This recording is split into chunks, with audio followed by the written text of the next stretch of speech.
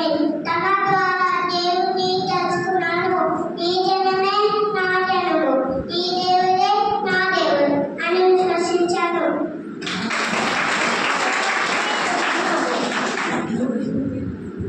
నేను మగ్దలేని మరియను, నేను యేసు పాదాల దగ్గర కూర్చున్నాను. నా కన్నీటితో ఆయన పాదాలను తుడిచాను. ఆయన నా ప్రేమను, నా విశ్వాసాన్ని ఆశీర్వదించాడు.